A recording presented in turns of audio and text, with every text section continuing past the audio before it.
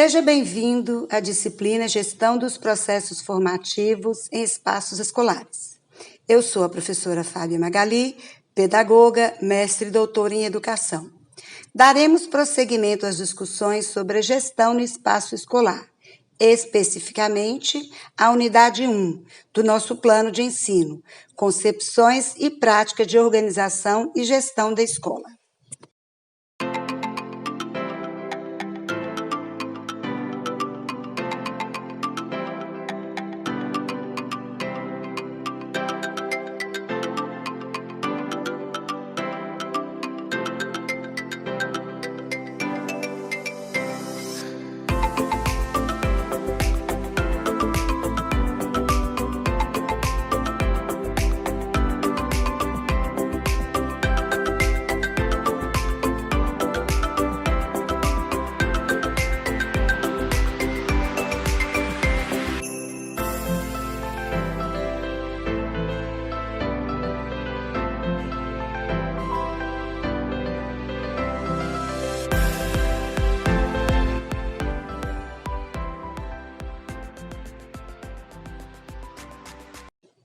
Vocês devem se lembrar que na disciplina de didática discutimos as principais tendências pedagógicas que predominam ou predominaram na educação brasileira.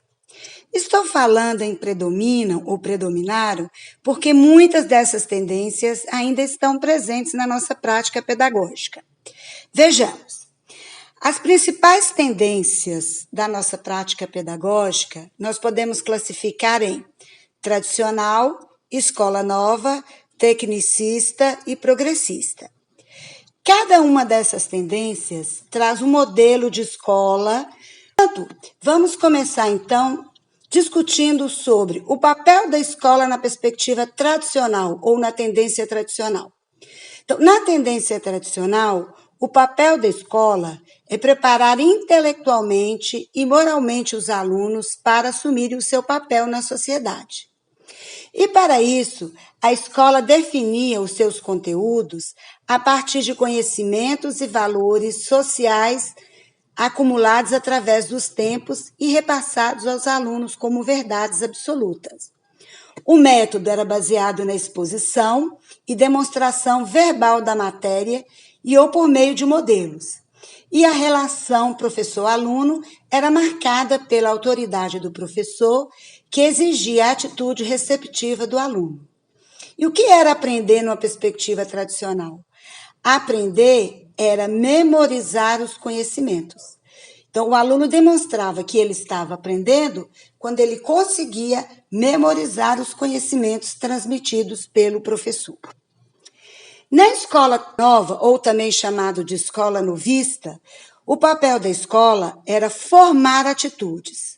Os conteúdos eram definidos a partir da busca de conhecimentos pelos próprios alunos, ou seja, a partir das suas experiências, eles definiam o que gostariam de ser, que gostaria de aprender.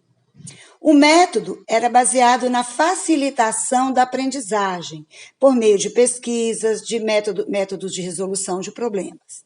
A relação professor-aluno é marcada pela centralização do processo no aluno. O professor passa a ser um facilitador. E o que é aprender numa perspectiva escolar novista? Aprender significa modificar as percepções da realidade, baseada na motivação e no estímulo de cada aluno. Numa perspectiva tecnicista, o papel da escola é modelar o comportamento humano através de técnicas específicas. O conteúdo é definido a partir de uma sequência lógica e psicológica. Os métodos são procedimentos e técnicas para transmissão e recepção de informação. E a relação professor-aluno baseada numa relação de transmissão de informação. Então, o professor transmitia a informação para o aluno captá-la. E a aprendizagem baseada no desempenho. Numa perspectiva progressista, o papel da escola é levar professores e alunos a atingirem o nível de consciência da realidade em que vivem, na busca de transformação social. Os conteúdos são baseados em temas geradores, matérias colocadas, mas não exigidas, conteúdos culturais universais que são incorporados pela humanidade frente à realidade social. Métodos: grupos de discussão, vivência grupal, métodos que possibilitem uma flexibilidade e uma reflexão a partir do contexto. A relação professor e aluno é uma relação horizontal, né? De repente, o professor também aprende com o aluno, de igual para igual. O professor, então, ele passa a ser um orientador, um mediador do processo ensino-aprendizagem. E o que é aprender? Aprender é resolver problemas, né? Uma aprendizagem informal que visa a busca da resolução de problemas sociais.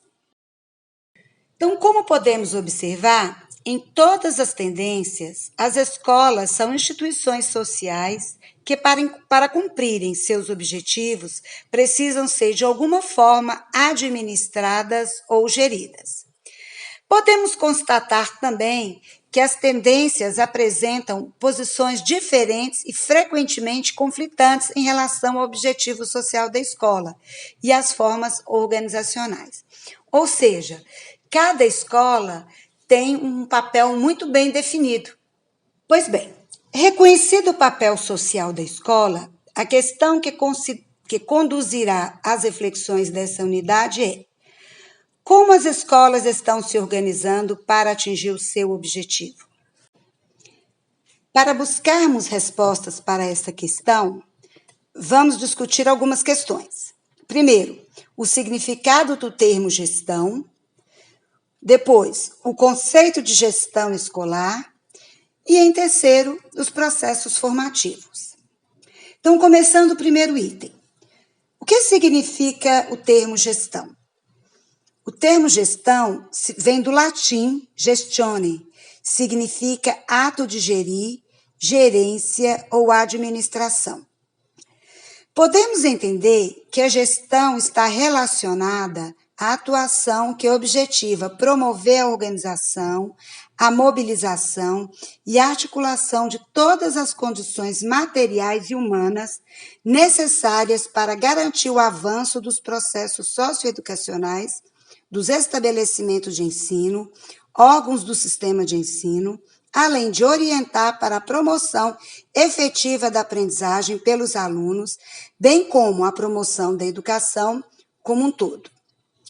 Vamos ver o que diz o professor Carlos Libânio sobre gestão.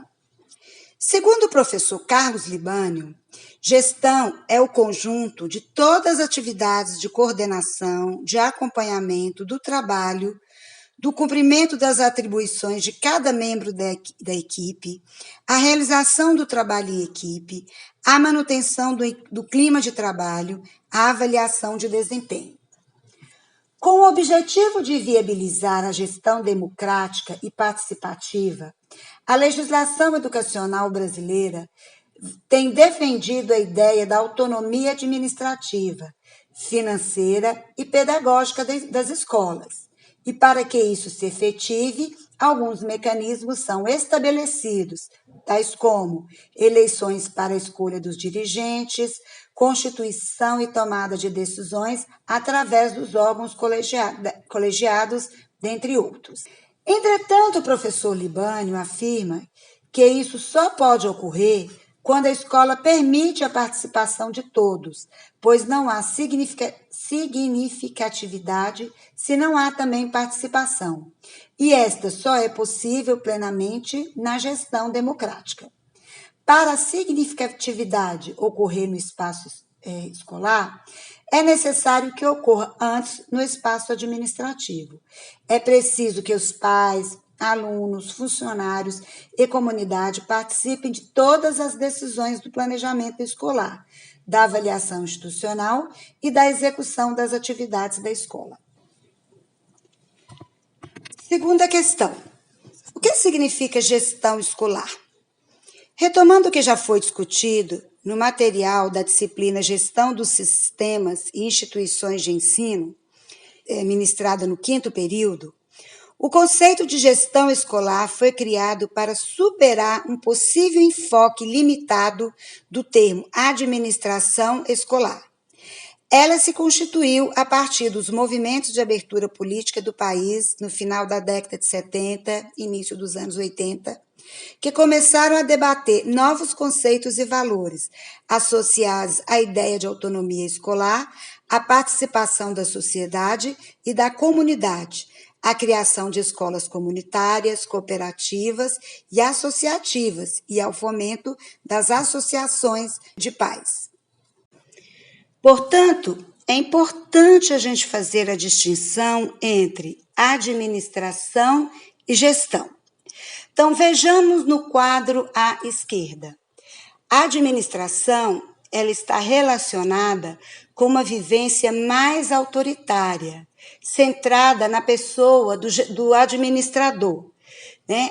As características é uma ação mais individual, ausência de diálogo, uma ótica fragmentada, hierarquia rígida, valorização da posição hierárquica, rejeição ao questionamento da ordem institucional ou do poder instituído, desigualdade no exercício do poder, determina-se quem dá as ordens e quem as obedece, autoridade exercida sem crítica, resistência à avaliação.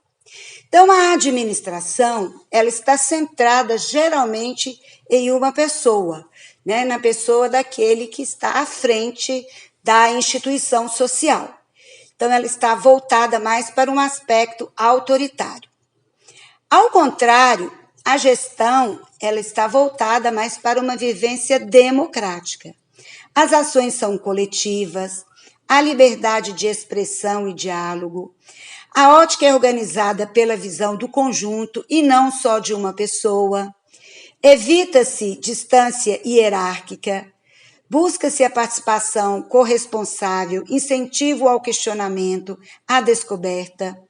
Estimula-se o comportamento de independência, solicita-se opiniões, estimula-se que as pessoas tenham iniciativa. A autoridade exercida possibilitando a crítica ao que está posto, avaliando e revendo posições. Então, como nós podemos observar, há uma diferença entre administração e gestão. A administração voltada para um aspecto mais autoritário e a gestão voltada para um aspecto mais democrático, que envolve a participação de todos aqueles que convivem, né, na comunidade ou na instituição. Assim sendo, no âmbito da gestão escolar, a escola passou a ser entendida como um sistema aberto, com cultura e identidade própria e capaz de reagir com eficácia às solicitações dos contextos locais em que se insere. Para Heloísa Luque, a gestão da escola constitui uma dimensão e um enfoque de atuação que objetiva promover a organização, mobilização e articulação de todas as condições materiais e humanas necessárias para garantir o avanço dos processos socioeducacionais dos estabelecimentos de ensino, orientadas para a promoção efetiva da aprendizagem pelos alunos, de modo a torná-los capazes de enfrentar adequadamente os desafios da sociedade globalizada e da economia centrada no conhecimento.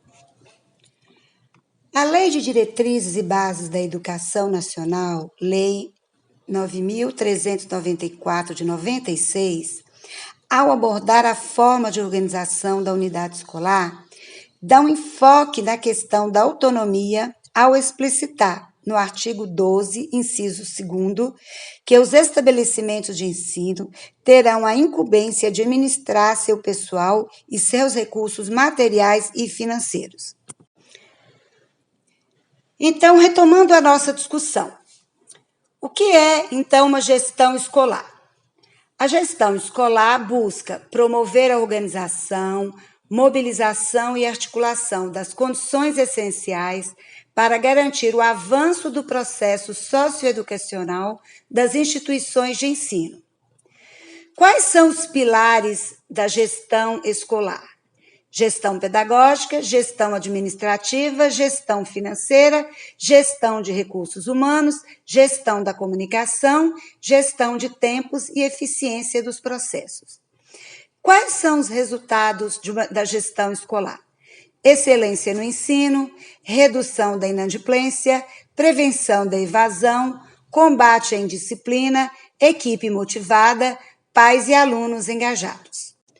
Com o objetivo de melhor compreender o contexto da gestão escolar, alguns autores da área, como Libânio, Luque, já citados anteriormente, geralmente a classificam em 3 áreas. No entanto, é bom que fique claro que, apesar dessa classificação, elas só funcionam se interligadas. Então, são elas as áreas de gestão escolar: gestão pedagógica, gestão de recursos humanos, gestão administrativa e gestão financeira. Nesta videoaula, não discutiremos sobre gestão financeira, porque a mesma já foi discutida na gestão de sistemas, na disciplina ministrada no 5º período. Gestão pedagógica. Cuida de gerir a área educativa da educação escolar no que se refere aos objetivos gerais e específicos para o ensino, as linhas de atuação em função dos objetivos e do perfil da comunidade e dos alunos, as metas a serem atingidas. A gestão pedagógica se preocupa também com os conteúdos curriculares, acompanha e avalia o rendimento das propostas pedagógicas, dos objetivos e o cumprimento de metas, avalia o desempenho dos alunos, do corpo docente e da equipe escolar como um todo. Tem-se uma expectativa que o diretor seja o grande articulador da gestão pedagógica e o primeiro responsável pelo seu sucesso, sempre auxiliado nessa tarefa pela equipe pedagógica da escola, composta geralmente pelo supervisor, coordenador de área, orientador e todos os professores. Gestão dos recursos humanos, ou também conhecida como gestão de pessoas, se encarrega de cuidar dos alunos, equipe escolar, comunidade. Constitui a parte mais sensível de toda a gestão, pois lida com pessoas, deve mantê-las trabalhando satisfeitas, rendendo o máximo em suas atividades, buscando contornar os problemas e questões de relacionamento humano. A gestão de recursos humanos torna-se grande responsável pelo fracasso ou sucesso de todos os processos na escola. Ela tem que se preocupar em manter a consecução na escola de direitos, deveres, atribuições de professores, corpo técnico, pessoal, administrativo, alunos, pais e comunidade. E tudo isso deve estar previsto no regimento escolar. Gestão administrativa.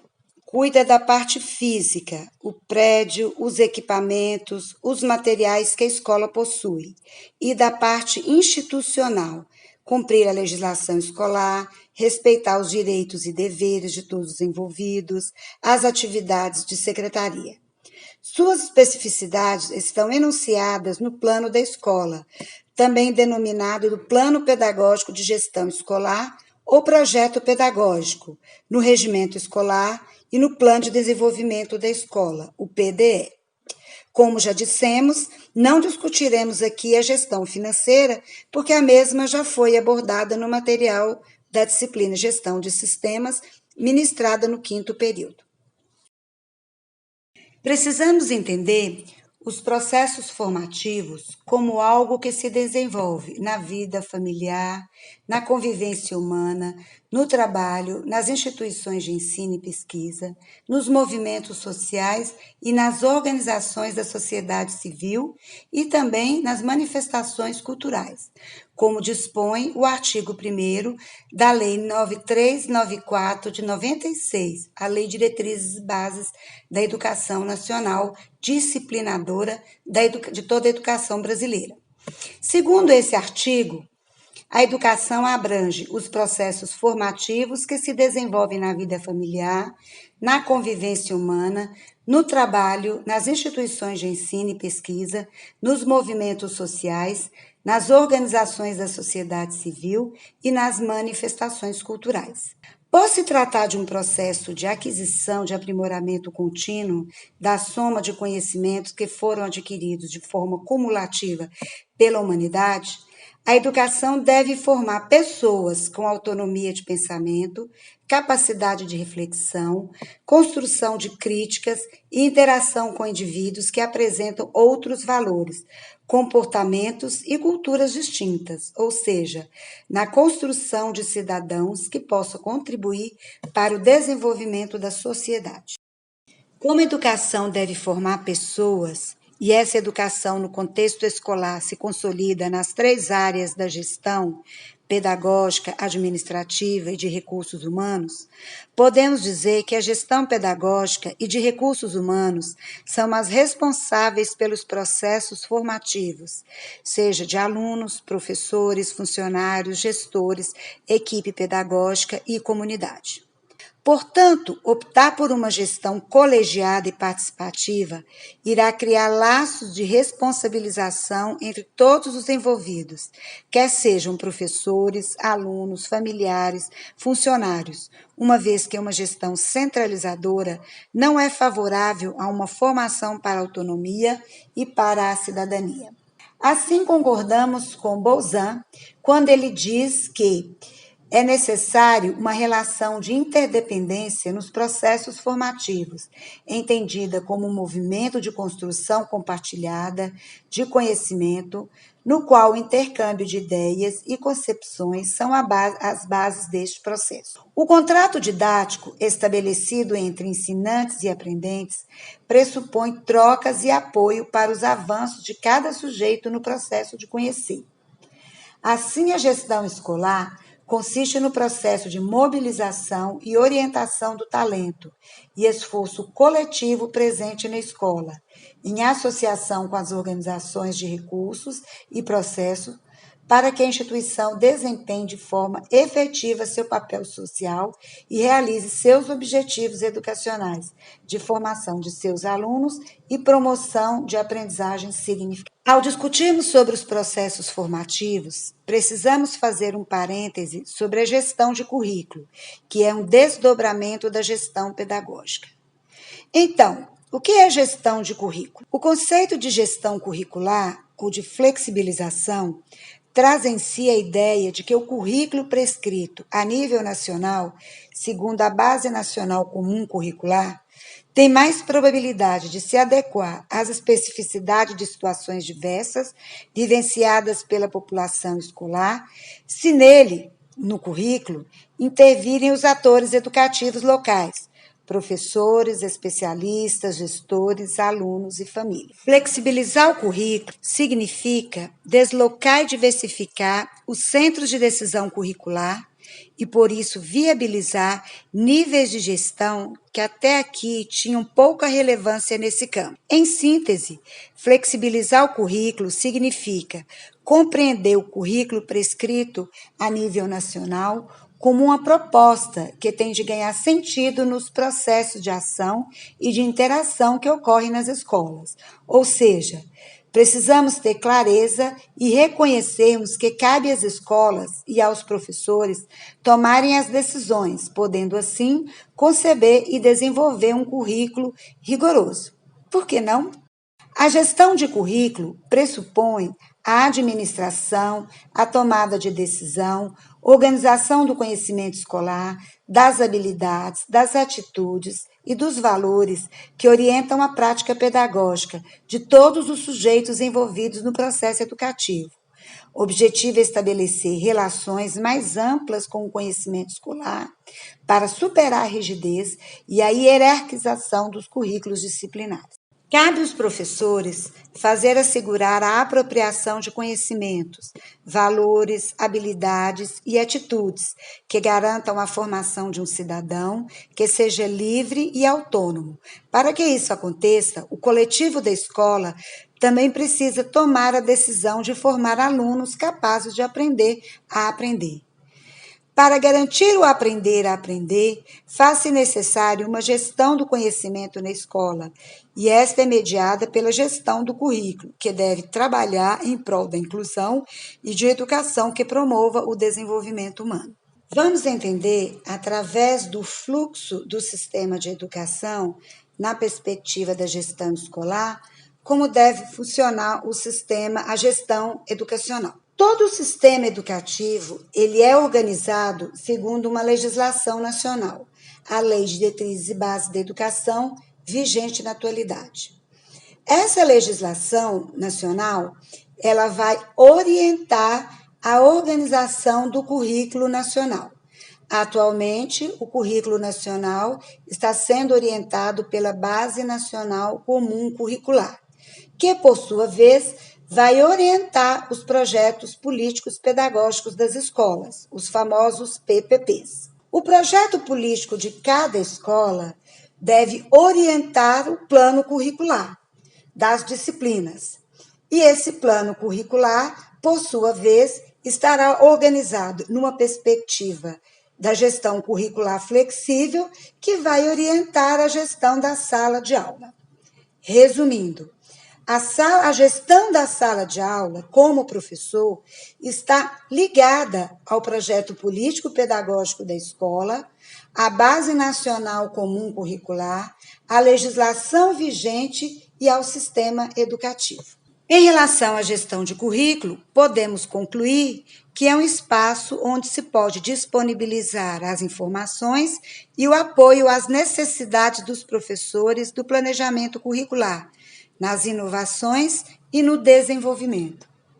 Mais ainda, onde se trabalha para garantir o bom ajuste entre os objetivos curriculares e os testes de realizações, onde se busca aumentar o conhecimento da equipe sobre os métodos pedagógicos, de tal forma que possa tornar válidas e úteis as sugestões e as críticas sobre o trabalho dos professores e funcionários.